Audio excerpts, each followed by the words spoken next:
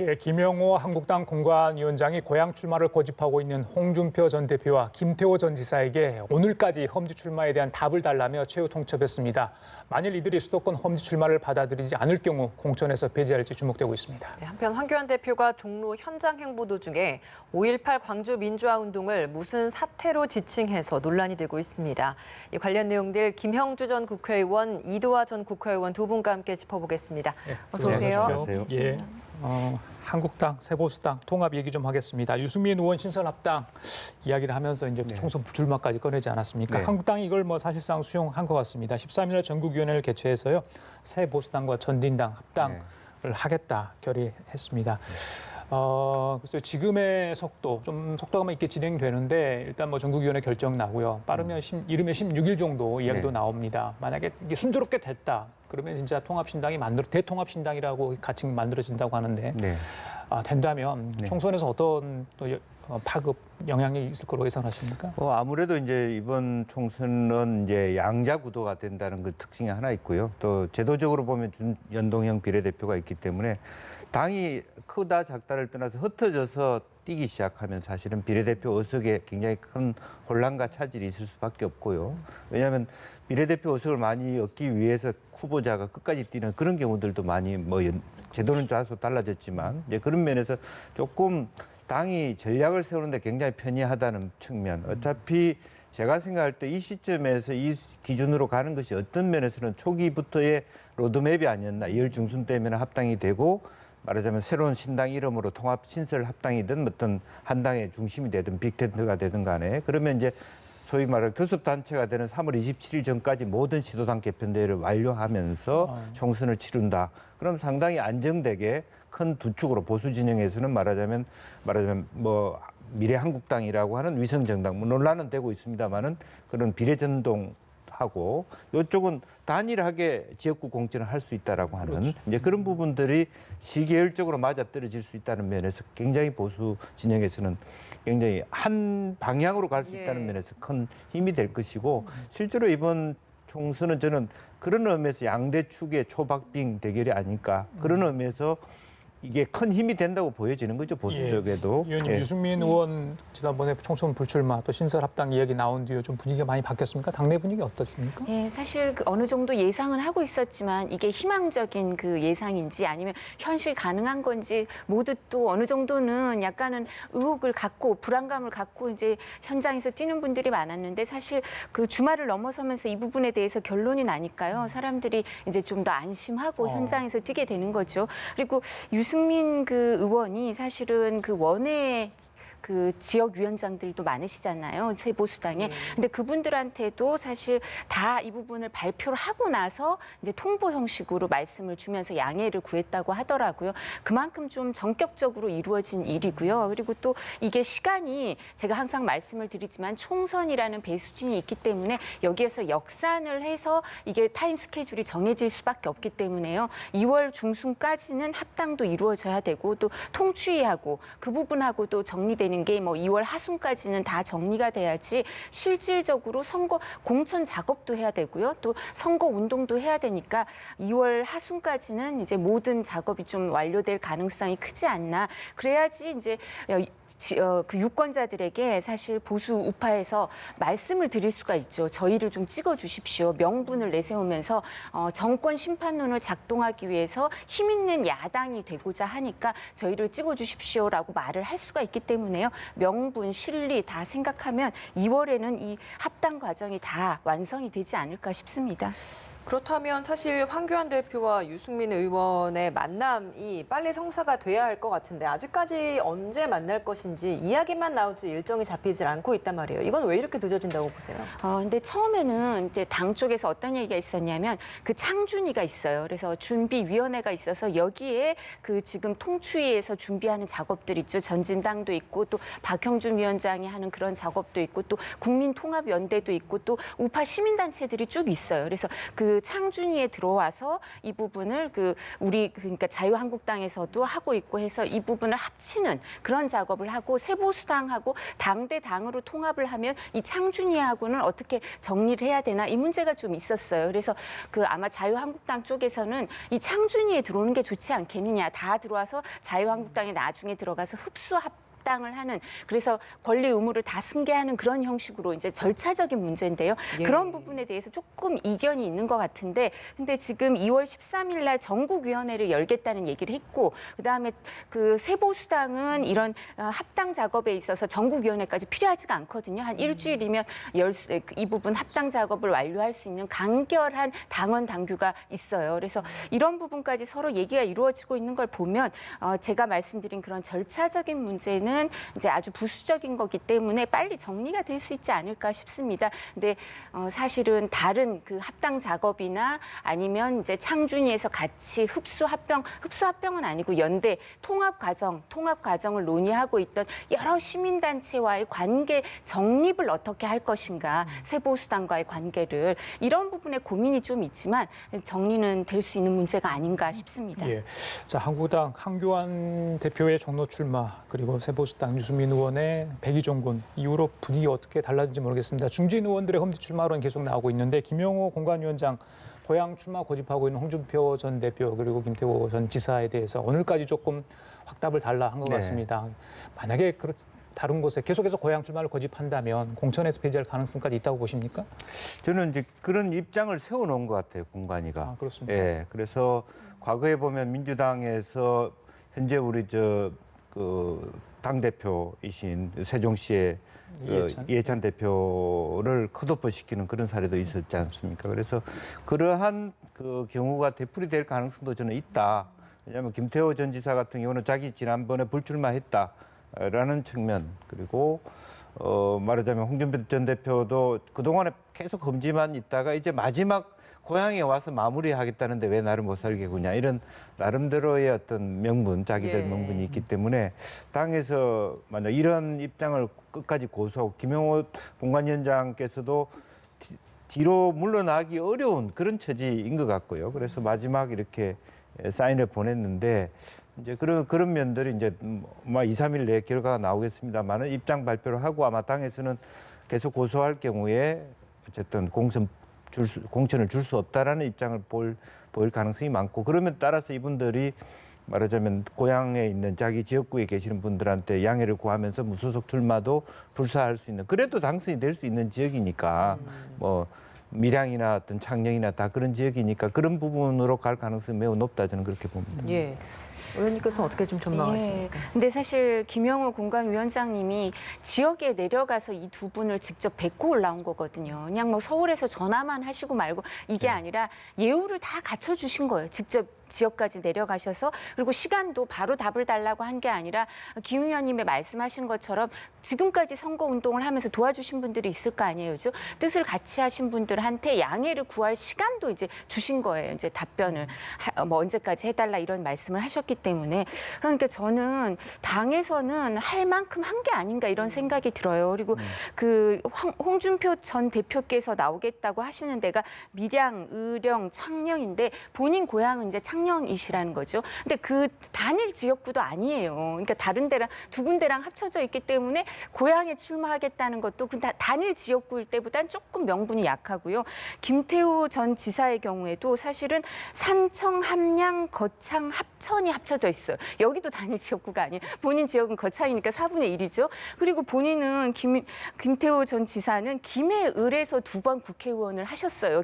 경남도지사를 하시고 그때 고향으로 갑자기 나가시겠다고 하니까 김해을에서 2번 하시고 그리고 홍준표 전 대표께서도 경남도지사는 하셨지만 15대는 송파에서 하셨고 동대문을에서 4선 국회의원을 하셨는데 이제 고향에 가겠다고 하시니까 좀 더 이분들은 이제 사실 이제 저희가 뭐 영어로 표현하는 게 적절할지 모르겠지만 빅샷이죠, 그죠? 거물이기 때문에 수도권에서 어려운 험지에서 좀 선도해서 리더십을 발휘해서 선거를 끌어가는 모습을 보여주는 게 어떤 결과가 나오든 이제 후학들한테 좀 더 존중을 받을 수 있지 않을까.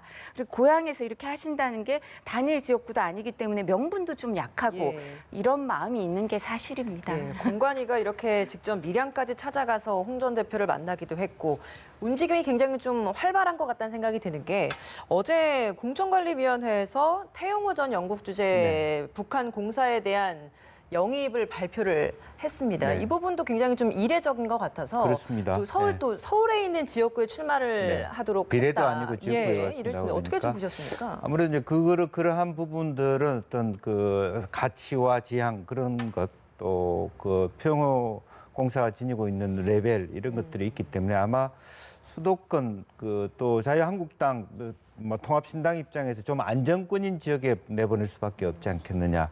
뭐 강남 서초 이런 지역 좀 이제 그런 부분이 예상되고요. 예. 이제 그런 측면 다만 이제 여기서도 여러 가지 쟁론이 된 게 이제 그분들의 경호를 어떻게 할 것이냐 안전하냐 하는 부분에 있어서 어쨌든 당 입장에서는 경호 문제가 없다 이렇게 얘기를 했기 때문에 본인도 의지가 강하다면 한편으로는 좀 그런 어떤 뭐 지금 세곡동이나 내곡동 그 주변 지역이 말하자면 국정원하고 가까우니까 또 그렇게 될 수도 있는데 그는 한번 당에서 어떤 마지막 선택을 하시는지 서초나 강남 쪽에 자유한국당의 현역 국회의원들이 좀 긴장하지 않을까 그렇게 생각합니다. 예, 이 의원님 어떻게 보십니까? 지난번에 그 탈북 청년 있잖아요. 지성호 씨, 그 예. 인재 영입 1호였던 거예요. 예, 그걸 기억하는데 태영호 전 공사까지 이렇게 지역에 전략공천 이야기까지 나오는 거 어떻게 좀 봐야 되는 겁니까? 예.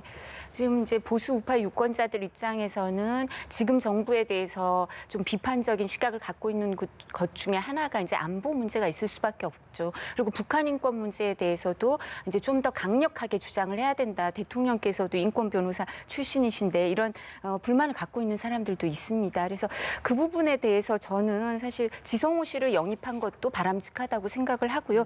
또 뿐만 아니라 사실 탈북자 숫자가 이제 3만이 넘어가고 있거든요. 그렇다면 저는 이제 그냥 그 조명철 전 비례대표 의원뿐만 아니라 이제는 비례대표뿐만 아니라 지역에서도 한번 해볼 때가 되지 않았나라는 생각을 했어요. 그러니까 태영호 전 북한 공사가 아주 이렇게 용기 있는 선택을 하지 않았나. 그래서 아마 당에서는 그래도 당선 가능한 지역을 배려해 주려고 하고 있을 거고요. 김 의원님께서 이제 좋은 지역을 추천을 하셨는데 태영호 공사가 사실 이제 국가안보전략연구원 자문위원을 했었죠. 그러니까 뭐 지역 연구를 따진다면 국정원이나 이쪽 지역을 할 수도 있어서 지금 아마 김 의원님이 말씀하셔서 이쪽 지역에 있는 이제 현역 의원들이 아마 긴장을 하지 않을까. 지금도 여론조사 돌리고 이제 결과 나올 때가 됐거든요. 예. 현역 의원들 교체 여부에 대해서. 그래서 더욱더 김 의원님이 현역 의원들 긴장하게 하는 말씀을 해주신 것 같습니다. 예, 이거 짧게 이 질문 드릴게요. 지금 황교안 대표하고 이낙연 전 총리 네. 지금 종로에서 이제 출마해가지고 네, 완전히 대첩이 지금 벌어졌잖아요. 그렇습니다. 지금 네. 재밌는 장면들이 계속 연출되고 있다 이런 네. 이야기도 있으면 기자들이 계속해서 지금 팔로업해서 취재를 하고 있는데 네. 지난 9일인가요? 황교안 대표 그 성균관 대학교 앞에서 분식점에서 뭔가를 드시다가 했던 발언들이 논란이 되고 있는 것 같습니다. 뭐 해프닝이냐 아니냐 오늘 저희 한국당에서도 논평을 내놨습니다. 이게 뭐 지역 감정 조장하는 거다.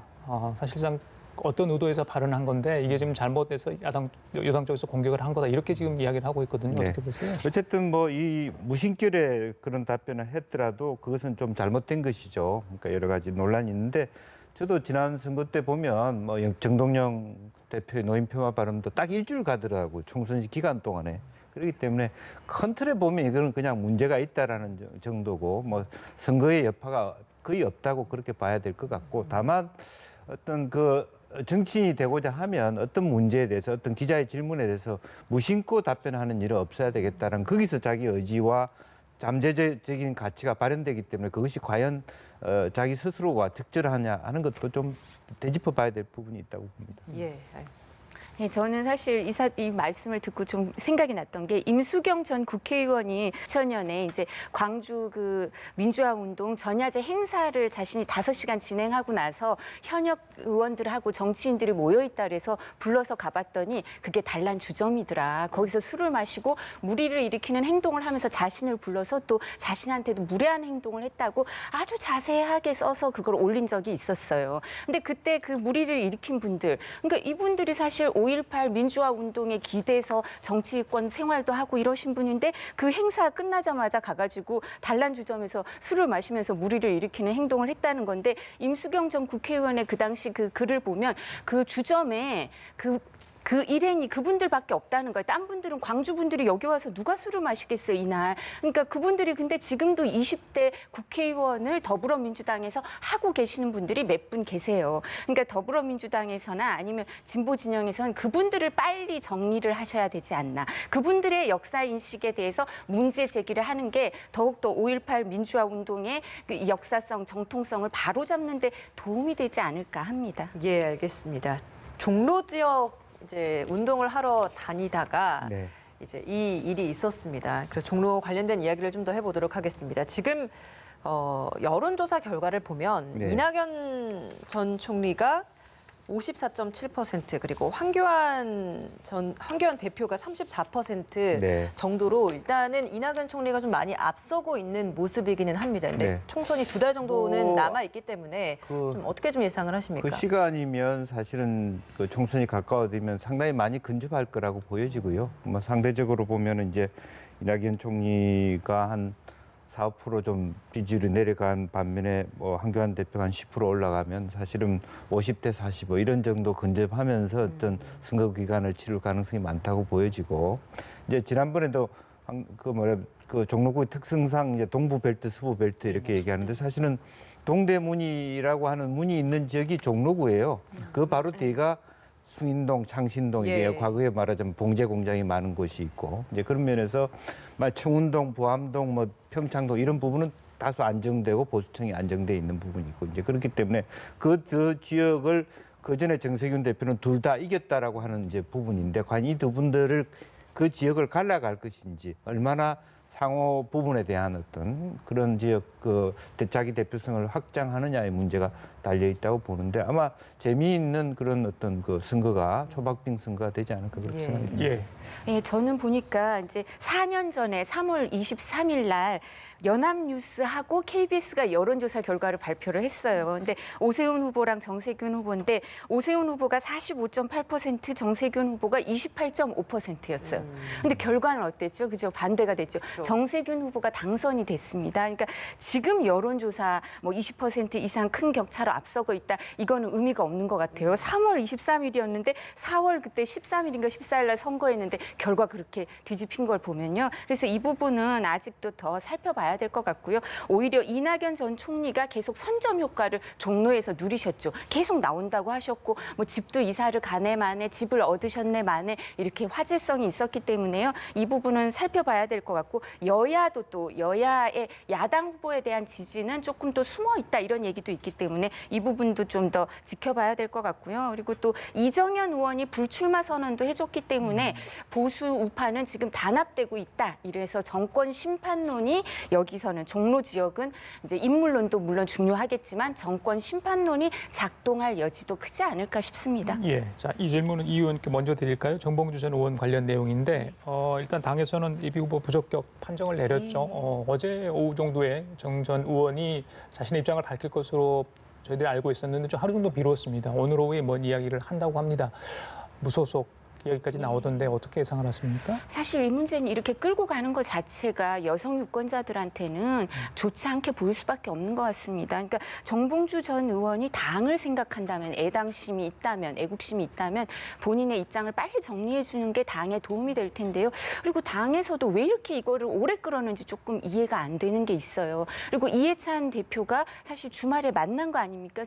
정봉주 전 의원을 만나서 얘기를 했다는데 근데 정봉주 전 의원은 만나고 나온 자리에서 그 뒤에 기자들하고 인터뷰를 하면서도 총선 불출마 얘기는 안 나왔다고 얘기를 하고 있습니다. 그러니까 본인은 사실 무소속 출마 의지나 이런 부분을 좀 의지를 아직 강력하게 갖고 있는 것 같은데요. 뭐 그거는 전혀 선거에는 도움이 되지 않고 오히려 이런 그 미투 운동 본인은 억울한 게 있다고 주장을 하고 계세요. 명예훼손 소송에서 무죄가 나오고 뭐 이런 얘기를 하시는데 그렇지만 미투 논란이 계속 따라다닐 여지가 있기 때문에 여당에는 전혀 유리하지 않을 그 사항으로 보입니다. 예. 네. 의원님도 한 말씀 해주시죠. 예, 결과적으로는 뭐 금태섭 의원이 말하자면 민주당의 가치에 맞지 않는다. 이제 그러면은 만약 나오게 된다면 무소속으로 나오게 된다면 둘 다 떨어지는 결과들을 안았을 때 과연 정봉주 전 의원이 갖고 있는 부담감이 그렇게 더 크지 않을까라는 생각이 들고 현명한 판단이 있었으면 좋겠다. 당은 아주 부드럽게 불출마를 해줬으면 좋겠다라는 얘기를 하는데 그렇다고 해서 이분은 그렇다고 당에서 선대위에 같이 활동하기에도 당도 부담스러운 부분이 분명히 있거든요. 예. 그래서 본인 스스로가 좀 자중해야 된다 그렇게 생각합니다. 예, 마지막으로 호남 신당 이야기도 좀 해보도록 하겠습니다. 통합 논의가 좀 빠르게 진행되고 있는 것 같습니다. 이르면 뭐 이번 주 중에 통합 선언이 나올 가능성도 있다라고 네. 하는데 이 시기가 아무래도 2월 15일 전에 이 통합 신당이 만들어질 것이다라는 이야기가 나오다 보니까 네. 뭐 당 보조금 때문에 이렇게 빠르게 추진되는 게 아니냐 뭐 이런 이야기도 있는 상황이에요. 그 각자 보조금을 받는 걸 합쳐도 거의 비슷비슷하다는 얘기도 있어요. 22억 한 6천만 원인데 어쨌든 그 계산으로 보면 바른미래당이 17석 중에 안철수계 7명 빼도 말하자면 10여 석이 되고 그다음에 이제 평화당이 4석, 그다음에 대한신당이 10석 이렇게 7석 그렇게 되면 어렵사리 21명이 되기 때문에 가급적이면 교섭단체 구성하는 꼴이 말하자면 투표 용지에도 앞서고 개별적으로 나오는 것보다 훨씬 좋기 때문에 모양새라든지 그런 부분이 좋기 때문에 이쪽이 빨리 서두른 것 같고 더군다나 사실은 각기 조금씩 받아서 당에서 총선 치르기는 굉장히 버겁지 않습니까? 분명히 그런 이유가 있는 것이죠. 예. 정당 보조금 중요하죠. 근데 이 과연 뜻과 명분이 유권자들한테 어떻게 좀 다가갈지 어떻게 보세요? 그러니까 호남 3당이 통합한다는 것 자체는 사실 이제 보수 우파가 통합을 하니까 그 여권에서도 통합이 이루어지는 거 아닌가 싶은데 호남 3당은 통합이 되면 여권 더불어민주당하고 협상을 할 때 협상력이 높아지겠죠. 근데 계속 끝까지 갈 건가 이 부분에 대해서는 의문이 조금 있는 것 같아요. 그러니까 계속 끝까지 간다면 정당 득표율로 비례대표를 준연동 형제에서 일정 부분 좀 의석수가 확보가 될 거다라고 기대를 할 텐데 여당과 합치는 게 도움이 될 건가 아니면 그냥 비례대표 의석수를 준연동 형제를 보고 그냥 호남 3당 합당 체제로만 갈 건가는 좀 더 지켜봐야 될 것 같습니다. 그래요. 알겠습니다. 지금까지 김영주 전 국회의원, 이두화 전 국회의원 두 분과 함께했습니다. 말씀 감사합니다. 고맙습니다. 네.